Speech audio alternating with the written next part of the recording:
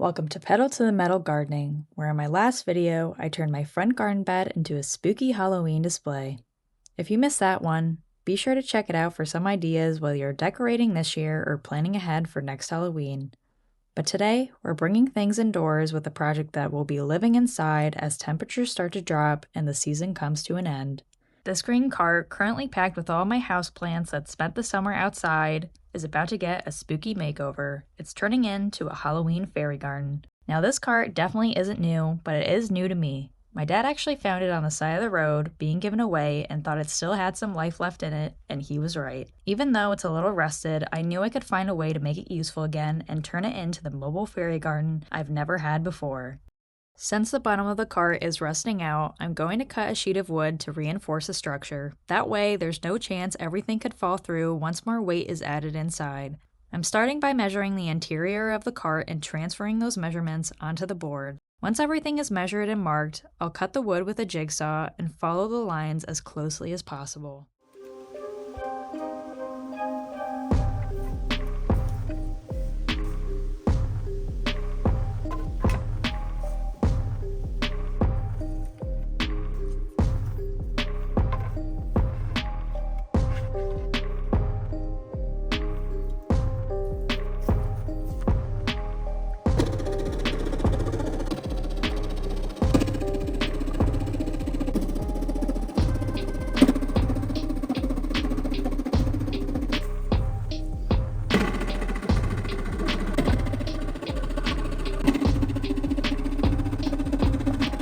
Now that I'm done trimming this wood piece down, I'm going to move the cart onto the deck where I'll be planting and building everything out before moving forward.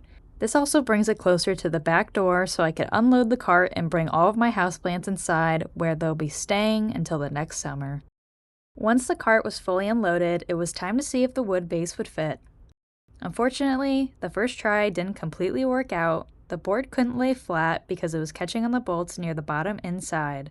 These bolts are extremely rusted and almost impossible to remove without risking damage to the cart. So I took the wood base back out and cut 4 notches into it so it could slide past the bolts without removing them. This means I'll need to use a little extra silicone sealant to fill in any gaps, so once this build is complete and I'm watering the garden indoors, no water can leak through onto the floor. And as usual, Rambo is right on the other side of this gate watching me, wanting my attention. But this is definitely not the time to let him in because while we are allowing this to dry, we are going to be opening up all the tiny pieces that we are going to be using in this rolling haunted village.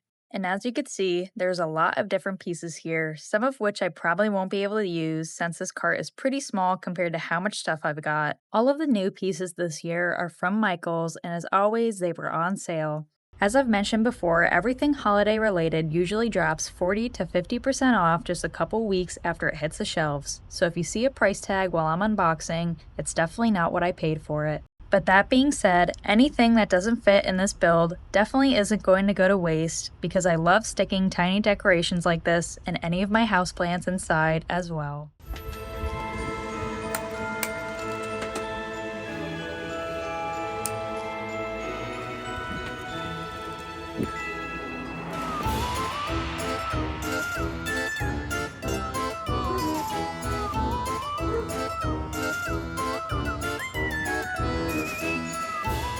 Now that we are finally done opening everything and the silicone sealant is dry after some additional waiting, it's time to start filling the cart with soil. I'm using Miracle-Gro indoor potting mix for this since it will be inside and all of the plants included are houseplants. After filling the cart with 2 bags of soil, I realized that I forgot to put a drainage layer, so I went back and pushed the soil to the side as best as possible while filling the bottom with a layer of gravel. This should hopefully give the garden enough drainage to avoid root rot. Once the cart is filled with soil and everything is leveled out, I start placing all the plants and largest decorations first. From there, I move things around a lot, trying to find the best balance between what looks good and what actually fits. I shift plants, adjust angles, and swap spots until everything feels just right. I want it to look full and layered without feeling overcrowded, so there's a lot of trial and error as I figure out how to fit as much as possible in a small space.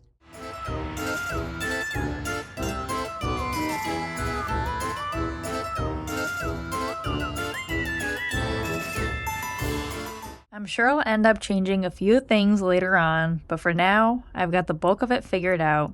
All of the larger items and plants are in place, so I could finally start planting everything into the soil. This project was definitely an odd one. Since it's so tiny, I ended up planting everything with my hands instead of using tools. It just gave me a lot of control that way. Even my smallest trowel felt way too big for the setup. Later on, I realized I actually do have some mini tools back in the corner of my garage that would have worked perfectly, but that'll be for next time. For now, it was all hands-on, literally, and I didn't even bother with gloves. I finished this whole project in less than a day. It was one of those quick ideas I'd had in mind for a while, but I didn't get around to it until later in the season.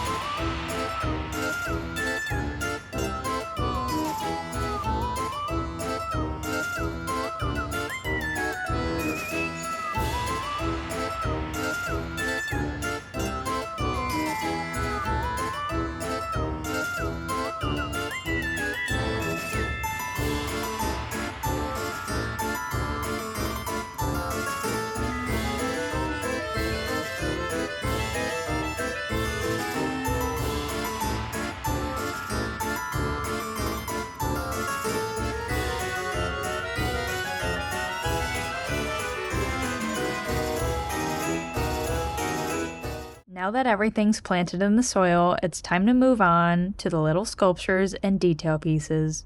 But before placing anything down, I'm giving the whole garden a good misting. This helps water everything in and also dampens the soil, so when I start adding all the tiny pieces, they'll have a sturdier foundation and be less likely to fall over. I'm starting by laying out a small stone path that runs from one side of the garden to the other. If you saw my larger fairy garden build from earlier this year, this is definitely nothing compared to all the stonework I did in that project, which is probably why this one felt like it only took about 5 minutes compared to several hours.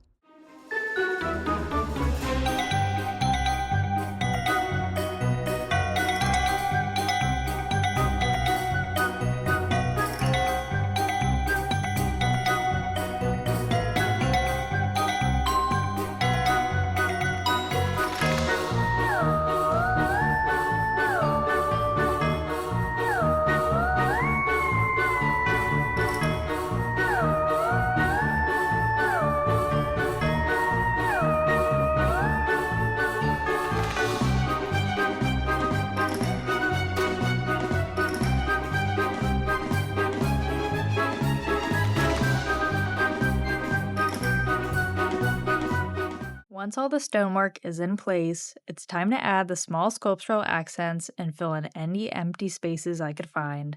I try to fit as much as possible, even hiding some pieces behind leaves as little surprises throughout the garden.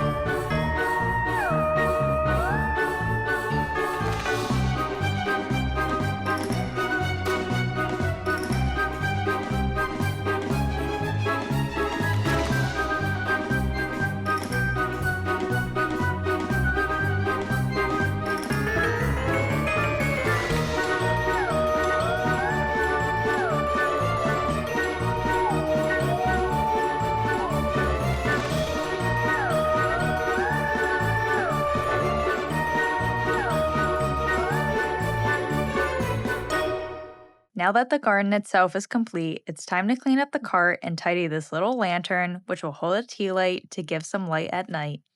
I'm also adding a few details directly to the cart, like this bloody beware text cling. It's normally meant for windows, but I thought it would be perfect for the front of the garden.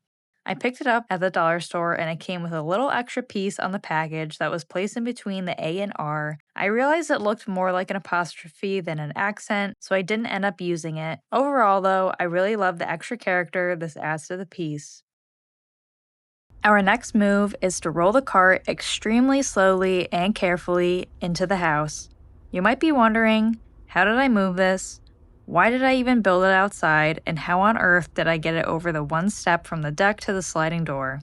Well, those were all the same questions I was asking myself as I started moving it, 1 inch at a time. But believe it or not, it made it to its final destination with a little help. And as you can see, Lucy, my little black cat, of course has to check out this new addition to the Halloween decor and immediately steal the spotlight with her spooky self. Now that the cart is back inside, it's time to put some of the plants we brought in earlier back onto the bottom shelf to fill in the space. I'm also adding a couple decorative pumpkins to tie everything together.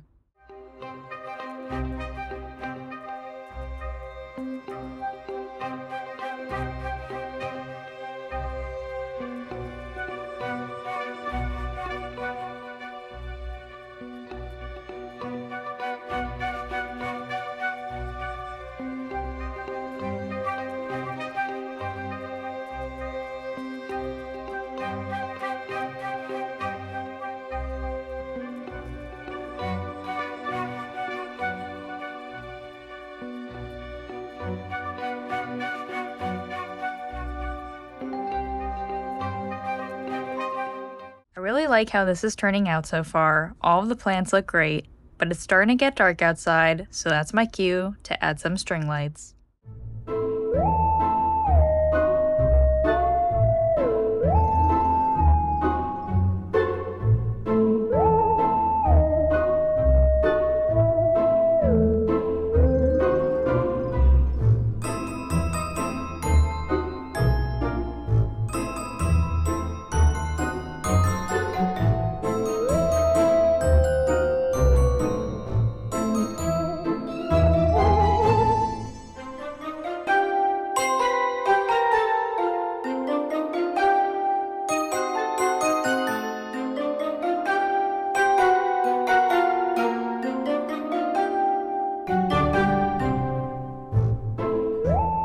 After adding all the lights, it's now time for the last and final finishing touch: spiders and spider webs. This will give me the last pop of detail I'm looking for on the cart itself.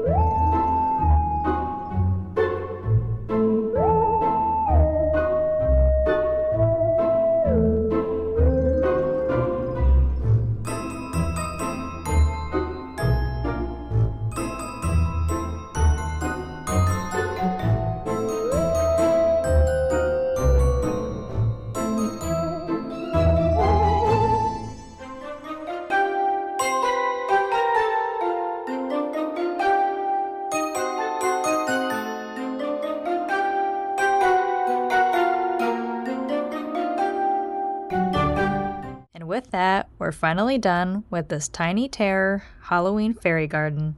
I hope you enjoyed this build. It was definitely one of my smaller projects this year, but ended up being one of my favorites. As always, thank you for watching, and don't forget to subscribe for more projects like this one.